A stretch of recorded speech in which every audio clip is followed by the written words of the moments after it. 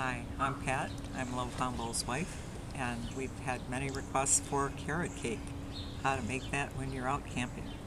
So here is the recipe for carrot cake, and what I've done is broken it down from its full size to half size to quarter size, and I use the quarter size recipe. It will make 2 tins like this, tuna tins.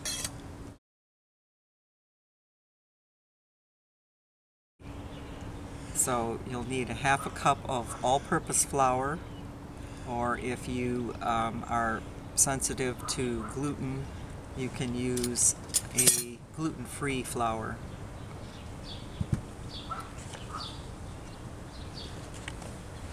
A half a cup of sugar. I like to mix dark brown sugar and white sugar, so instead of a half a cup of white sugar, I use a quarter cup of this and a quarter cup of the brown sugar. Then you'll need a quarter teaspoon of baking powder, a quarter teaspoon of baking soda, a quarter teaspoon of salt, a quarter teaspoon of ground cinnamon, 3/4 of a cup of shredded or finely chopped carrots, and a quarter cup of cooking oil, vegetable oil, and 1 egg. For those of you that are wanting to be cholesterol free and not use an egg, these Deb L Just Whites can be used as a substitute. And for every, you put 2 teaspoons of this stuff with 2 tablespoons of water, and you let the powder soak in warm water for about 2 minutes until the powder is absorbed into the water, and then you stir it a little bit. So you can use that as a substitute for eggs. So what I would do is mix the dry ingredients and put them in a baggie. This is a snack bag. So these ingredients you would put together. They're the dry ingredients, okay? And then you can use a 1 cup measure and put your wet ingredients in there. That would be your carrots, cooking oil, and egg. And basically put the egg in and break the egg and stir it a little bit. No. So anyway, you have the amount of egg and the amount of oil to put in there, and after you do that, throw the carrots in and mix them all together. So you have all the wet ingredients in a container. It doesn't have to be a measuring cup, but so once you have all the wet ingredients together and all the dry ingredients together, then put all the dry ingredients in a paper bowl, a big paper bowl, and then add the wet ingredients and mix them with a spoon, and you'll have to beat them a little bit.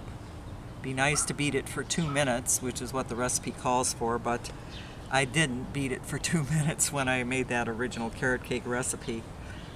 So once you've got everything mixed up in here and beaten up till it's smooth, you may want to add just a little bit of raisins and chopped up walnuts. I did not add those to the original recipe, but the next time I try it, I'm going to add both of those. Less than a quarter cup of raisins and less than a quarter cup of walnuts, because once you add more things to the recipe,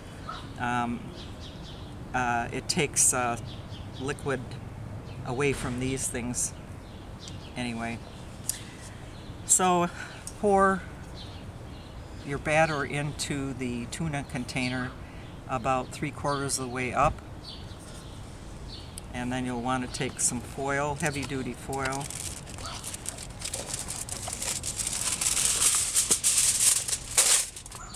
and fold it over, put it tightly on top. Now I tore this off so that the foil didn't go down very far, but anyway, you can figure that out.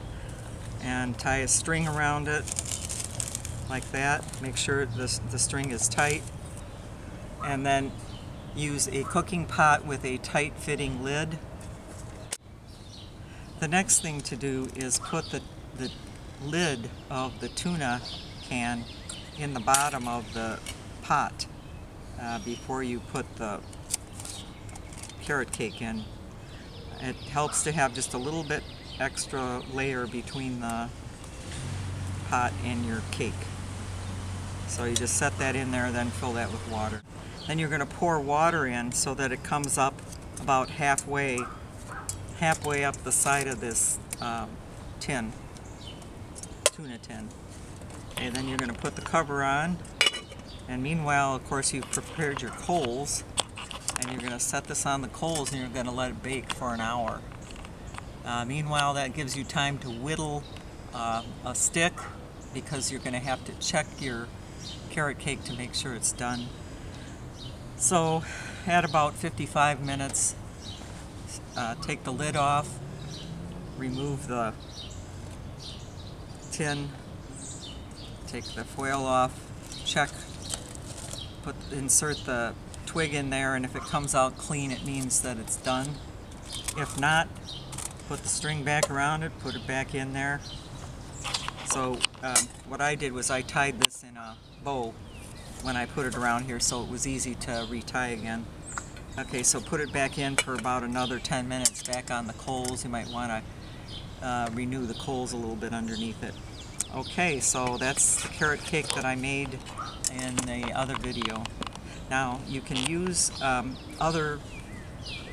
if you don't have something like this, you can use an alternative. I just got this at a secondhand store. I found this stainless steel thingy. Don't know what it is, but it has a little bit of an indent on the bottom. And you can put your carrot cake into a loaf pan, make the water come up halfway, and this is just a narrow cake tin that fits over the top of here really well. But you have to remember, put your foil and your string on here. Okay, there you go. The advantage of this is that it has a handle on it. This is harder to get out of the coals. So, there you have it.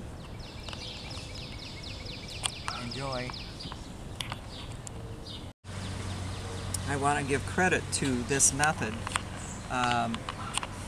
Simple Foods for the Pack, Sierra Club Guide to Delicious Natural Foods for the Trail is the source of this method of cooking, and this was published in 1989, but on page 22 they show a picture of this method, and they say that they have tried many different ways of baking goods, and this method works the best. It takes a little bit longer, but it works terrific. Thank you.